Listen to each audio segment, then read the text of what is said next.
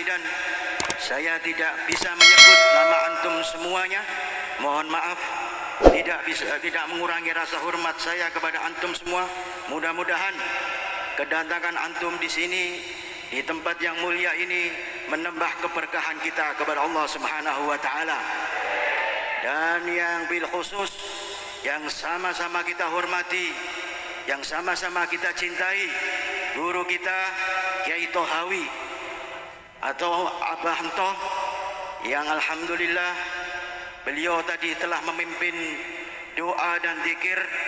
Mudah-mudahan beliau juga diberi kesehatan oleh Allah Subhanahu wa taala, panjang umur, sehat zahir maupun batin, amin ya rabbal.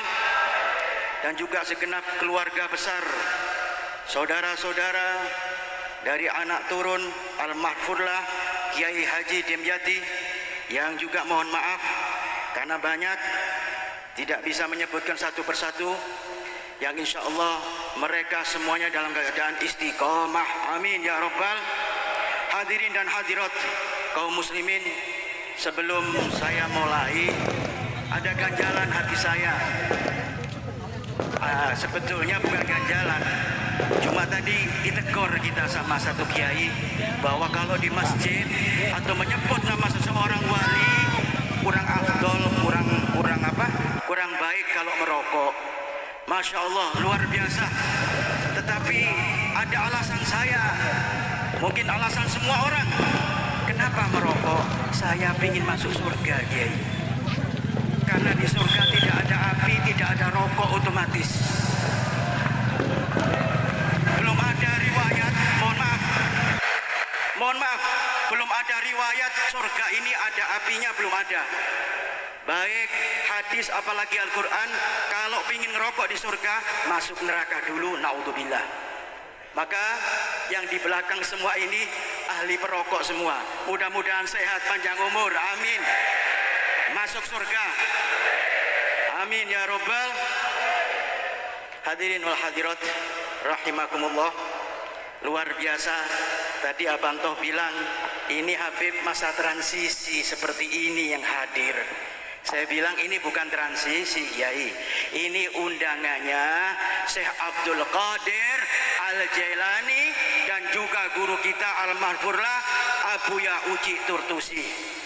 Mudah-mudahan kita berwasilah kepada dua wali tersebut agar kita sampai ke jalannya Allah bersama mereka, masuk surganya Allah, amin ya rabbal. Karena apa?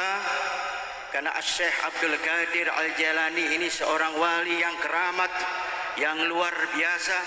Banyak yang diceritakan kitab-kitab pujian-pujian, termasuk Al-Imam Sya'rani radhiyallahu an mengatakan bahwa Syekh Abdul Qadir Jailani ini seperti Rasul Muhammad sallallahu alaihi wasallam. Kenapa? Karena selama hidupnya belum pernah lalat nempel di tubuhnya.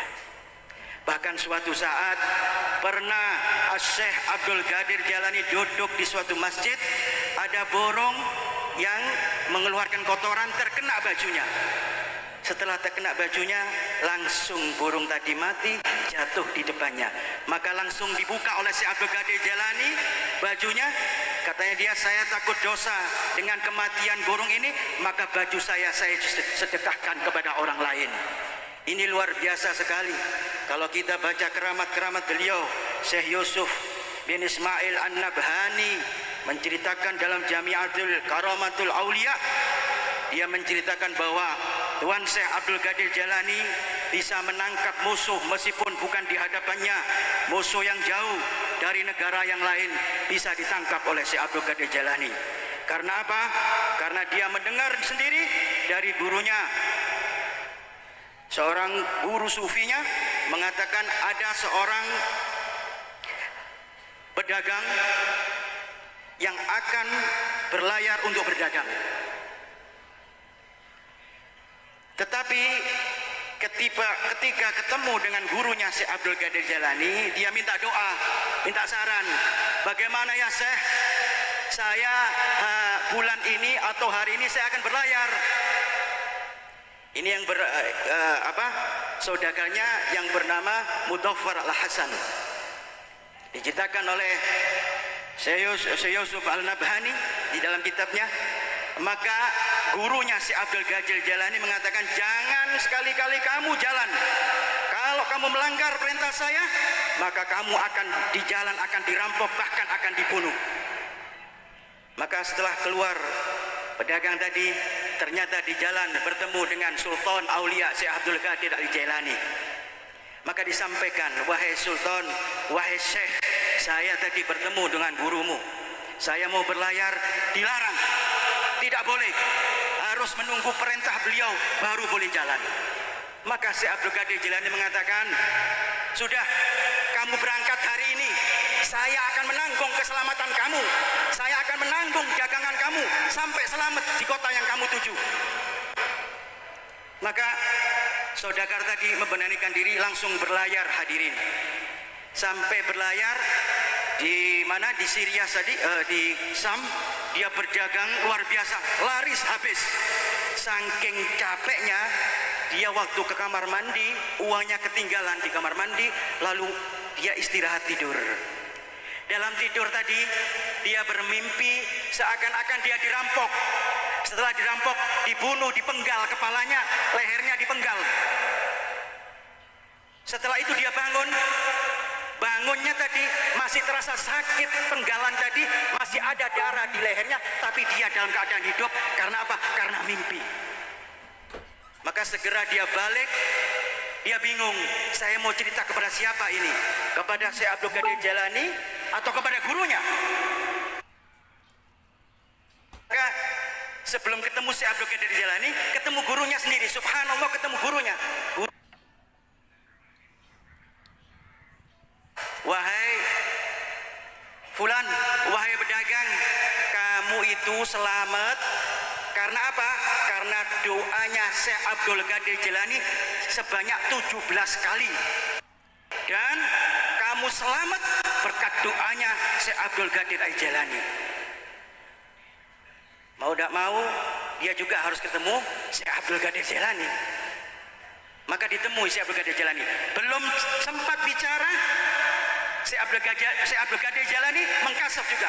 Kamu ketemu guru saya ya, mengatakan saya mendoakan kamu 17 kali, kamu selamat. Sungguh demi Allah, saya mendoakan kamu 70 kali doa, sehingga kamu selamat daripada perampokan dan tidak dibunuh oleh perampok. Inilah keramatnya Syekh Abdul Qadir Jailani. Banyak sekali riwayat-riwayat. Tetapi hadirin, ya, kalau cuma berbicara keramat, ya, man nadhara bidayatul rijal sara sindik, wa man nadhara nihayatul rijal sara zindik. Kata ulama, kalau Anda melihat atau mendengarkan riwayat atau manakib seorang wali dengan mujahadahnya seperti itu, Anda ingin meniru di dalam mujahadahnya, Anda adalah orang-orang yang siddiq. Tetapi waman nadara, yang melihat dengan nihaya saja, keramatnya saja, sara zindik, Anda akan salah jalan. Ya, jangan lihat keramatnya saja. Orang yang punya keramat pun tidak bangga. Ya, kita bangga. Yang punya keramat ini nggak bangga, hadirin. Bahkan kalau Thariqatul Alawiyin, keramat ini disembunyikan, tidak ditampilkan ke publik. Sekarang kan banyak kepingin popularitas macam-macam, pura-pura keramat, pura-pura ini. Tapi di dalam Thariqatul Alawiyin, keramat ini disembunyikan. Dan mereka mengatakan al-karamah kal haidul mar'ah. Keramat itu seperti haidnya perempuan. Kalau perempuan haid, masa ada pemberitahuan saya lagi haid? Nggak ada, disembunyikan. Itulah keramat, itulah karamah. Bahkan kata Syekh Abdul Qadir Jailani, supaya kita di dalam syariatnya Allah Subhanahu wa taala, di Fathul Ghaibnya, Futuhul Ghaib, karangannya beliau, dia mengatakan, undur ilaika, lihatlah dirimu, binadhara rahmah wal musghafah, lihatlah dirimu, nafsumu, badanmu dengan penuh kasih sayang. Waja'ah waj'alna kitabun wa sunnah imamat, dan jadikan kitabnya Allah dan sunnahnya Rasul di depan kalian, peganglah ini. Meskipun sufi Syekh Abdul Qadir Jailani tetap menjaga syariatnya Allah Subhanahu wa taala. Ya. Jadi urusan syariat ini nomor satu hadirin. Tadi luar biasa sekali pembacaan Al-Quran yang kita dengar, luar biasa. Saya boleh ceritakan, Syekh Ahmad Al-Hambali dia ini bermimpi melihat Allah 99 kali. Ra'a Allahu subhanahu wa ta'ala fil manami tis'a wa tis'ina marrah.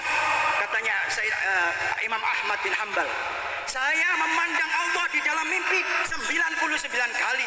Saya ingin mimpi saya menjadi 100 kali. Karena apa? Karena satu, ada ganjalan di hati saya. Maka subhanallah, Allah takdirkan Al-Imam Ahmad tadi bermimpi Allah untuk yang ke-100 kali. Maka dia ketika bertemu di dalam mimpi bersama Allah, bertemu dengan Allah di dalam mimpinya, dia bertanya, ma syai'in yuqarribu ilaikal muqarrabun. Ya Allah, dengan apa, amalan apa orang yang dekat dengan kamu, dekat dengan Allah Subhanahu wa taala? Maka dijawab oleh Allah Subhanahu wa taala dalam mimpinya, bitilawatil kalami ya Ahmad. Dengan apa mereka ini, orang-orang yang dekat sama Allah, wali-walinya Allah ini, dekatnya dengan selalu membaca Al-Quran.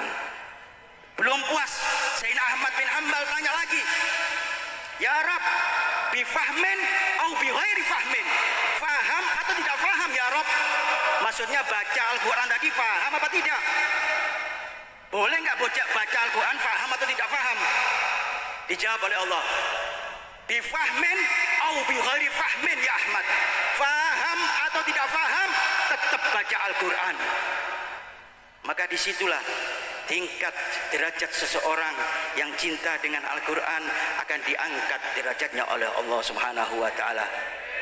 Mudah-mudahan kita yang hadir di sini yang cinta dengan aulia Allah, Sultan Aulia Syekh Abdul Qadir Al-Jailani, kita sering demen baca Al-Quran, dan kita nanti akan mendapat syafaat Quran nanti di yaumil mahsyar sampai di surganya Allah Subhanahu wa taala. Amin ya rabbal.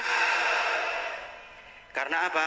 Kalau mengikuti jalan mereka, ya, kalau mengikuti jalan mereka, maka kita akan sampai seperti mereka sampai kepada Allah Subhanahu wa taala. Kalau Anda mengingkari jalan mereka, mereka di jalannya Rasul Muhammad sallallahu alaihi wasallam, di dalam syariatnya Rasul Muhammad sallallahu alaihi wasallam. Tidak ada orang sufi yang melenceng sekalipun daripada syariatnya Rasul Muhammad sallallahu alaihi wasallam. Ya, ciri-ciri mereka ini, orang sufi ini banyak sekali, tapi saya sebutkan, saya cukilkan mungkin hanya 4, karena disebutkan di Futuhul Rabbani karangan Syekh Abdul Qadir Jailani juga mengatakan bagaimana sifat orang sufi. Yang pertama adalah as-sakha, dermawan. Jadi orang sufi itu nggak pernah pelit. Kutuanya apa? Sumbernya apa? Nabi Allah Ibrahim alaihi salatu wassalam. Diterangkan di situ kutuanya Nabi Allah Ibrahim alaihi salatu wassalam. Kenapa Nabi Ibrahim? Karena Nabi Ibrahim ini luar biasa dermawannya. Setiap hari yang diidam-idamkan dia kedatangan tamu. Bahkan rumahnya pun tidak ada pintunya. Depan, belakang, samping, kiri, kanan tidak ada pintunya, menunggu tamu untuk dijamu. Yang kedua, kalau ini ada ciri berarti ini orang sufi hadirin. Ya, as-sabr, sabar. Kutuanya apa? Nabi Allah Ayub Nabi Allah Ayub alaihi salatu wassalam. Nabi Allah Ayub yang dilanda penyakit diuji oleh Allah bersabar. Maka ciri khas mereka orang-orang sufi adalah bersabar. Yang ketiga, al-fakru. Seorang sufi ini pasti bersandar kepada Allah, mohon pertolongan. Dia fakir, dia ana fakirun indallah. Dia fakir di hadapan Allah Subhanahu wa taala. Kutuanya apa? Sayyidina Mursalin Muhammad sallallahu alaihi wa ala alihi wasallam. Maka kalau ada ciri tiga ini, masih banyak cirinya. Ada yang mengatakan cirinya orang sufi selalu suka berjalan. Kutuanya apa? Nabi Allah Isa alaihissalam keliling dunia. Untuk apa? Untuk mencari keberkahan daripada Allah Subhanahu wa taala. Terakhir, saya tidak panjang-panjang karena ada yang mau bicara lagi. Mudah-mudahan kehadiran kita dicatat oleh Allah sebagai pecinta-pecinta Sultan Aulia Syekh Abdul Qadir Jailani, dan dimasukkan dalam albumnya Syekh Abdul Qadir Al Jailani, masuk dalam albumnya Aulia, masuk dalam pecinta-pecinta Abuya Uci Turtusi, masuk dalam pecinta-pecinta Abuya Demyati, sehingga kelak kita selamat dunia wal akhirah bijahin Nabi Mustafa Muhammad sallallahu alaihi wasallam. Dan mudah-mudahan kehadiran kita, hajat semua kita digabulkan oleh Allah Subhanahu wa taala, dan sepulang mengangkat tubuh kita, semua dosa-dosa kita diampuni oleh Allah Subhanahu wa taala, dan Allah takdirkan kita dalam keadaan sehat walafiat, jauh daripada bala bencana, amin ya rabbal alamin, sampai kita terakhir menghembuskan nafas mati dalam keadaan Islam dan iman, bi husnil khatimah, masuk surganya Allah bersama para aulia Allah, para guru-guru kita, berkumpul dengan Nabi Muhammad sallallahu alaihi wa ala alihi wasallam.